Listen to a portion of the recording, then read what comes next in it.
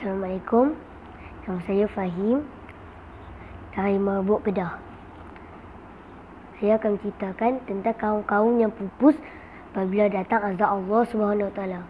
Pengajaran saya nak cerita ini ialah jangan membuat dosa, jangan buat dosa besar atau dosa kecil. Dosa kecil takut takut ada azab Allah SWT. Hari ini saya nak menceritakan tentang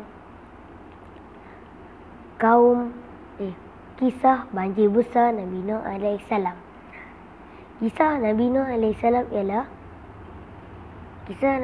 ialah penting bagi kaum umat Islam. Nabi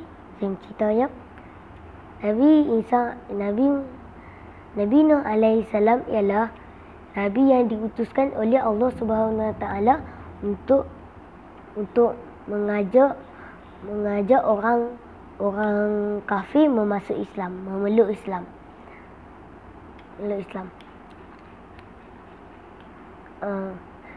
Nabi Nuh tidak mengingkari Allah, apa yang Allah cakap. Nabi Nuh akan terus mengajak orang kafir memeluk Islam, tetapi orang kafir tak mahu masuk Islam. Mereka menolaknya dengan sekuat hatinya. Mereka kata Nabi Nuh ni orang gila dan macam-macam lagi. Cerita ini mengingatkan bahawa Nabi Nuh Islam bersabar ketika orang menolaknya, kata macam-macam dan lain-lain lagi. Nabi Nuh pada suatu hari, Nabi Nuh AS berdoa kepada Allah agar orang kafir itu memeluk Islam dan membagi hidayah kepada mereka agar memeluk Islam. Nabi Nuh kata, Ya Allah, tolongku ya Allah. Kaumku tak mau masuk Islam, ya Allah, tolong berikan hidayah tu kepada umatku, ya Allah.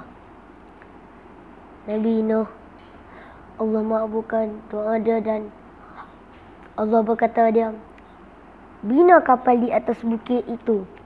Nabi Nuh tidak mengingkari arahan Allah.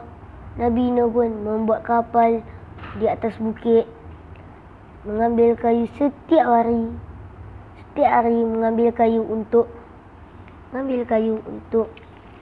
membuat kapal. Dan orang kafir bertanya sesama sendiri, kata, mengapa Nabi Nuh bawa atas kapal? Awak tak bawa kat laut? Dan orang kafir itu memecahkan kapal Nabi Nuh sedikit demi sedikit. Nabi Nuh bersabar demi bersabar.